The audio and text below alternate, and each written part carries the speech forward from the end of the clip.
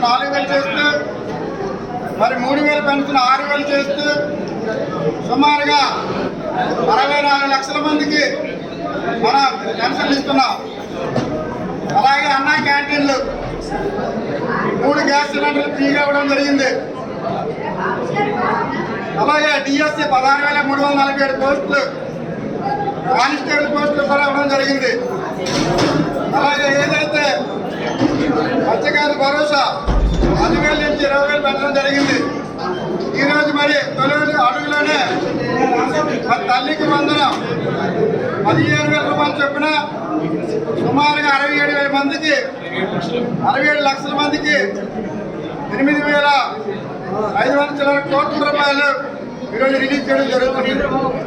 ఇలాగా చెప్పుకుంటూ పోతే ఈ రాష్ట్రంలో మనం చూసినట్టు 1 ఇయర్లోనే 9 లక్షల కోట్ల రూపాయలు పైబడి పెట్టుబడులు వచ్చాయి.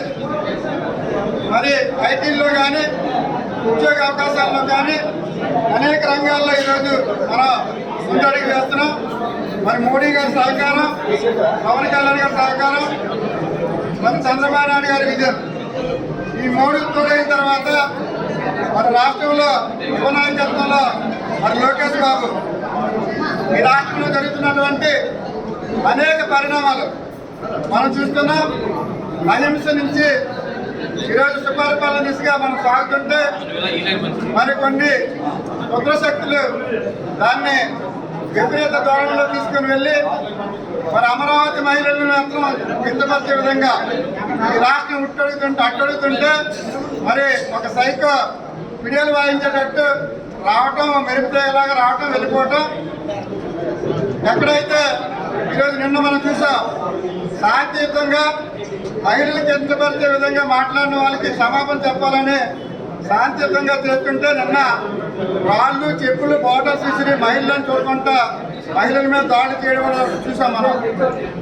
ఈ అరాచకుల్ని అరికట్టాలంటే మరి ఈ రాష్ట్రంలో శాంతి భద్రతలు కాపాడాలి.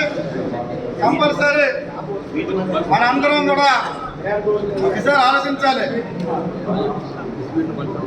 వైఎస్ఆర్సీపీ నాయకత్వంలో 5 ఏళ్ళు హింస, దోపిడీ, దారుణాలు చేసి ఈ రాష్ట్రాన్ని లూటీ చేసినటువంటి నాయకత్వంలో మీరు అక్కడి నుంచి బయటపడి స్వర్ణాంధ్రప్రదేశ్ దిశగా అడుగులు వేస్తుంటే మరి అమరావతిని పరుగులు పెట్టించడం కానీ, పోలవరాన్ని పరుగులు పెట్టించడం కానీ, ఉద్యోగ అవకాశాల్లో వీడిగా ఉండడం కానీ, విద్యా వ్యవస్థలో మార్పులు తేవడం కానీ ఇవన్నీ చూస్తుంటే మరి 12వ తేదీనే మన స్కూల్స్లో కూడా పిల్లలకి కిట్స్ కూడా పంపిణీ జరుగుతుంది.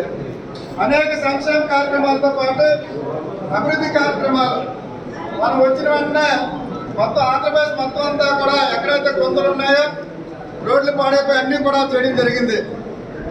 5 సంవత్సరాల కాలంలో అనేక చేస్తున్నప్పుడు కూడా సూపర్ 6 చేయలేదనే అబద్ధపు మూటకు మాటలతో వస్తున్నటువంటి నాయకుల్ని మనం తిప్పికొట్టాలి. ప్రతిదానికి కూడా మనం చేసే కార్యక్రమాలు ప్రజల్లో తీసుకెళ్ళాలి. ఇచ్చే ప్రతి కార్యక్రమాన్ని కూడా మనం ప్రజల్లో మోటివేషన్ చేయాలి.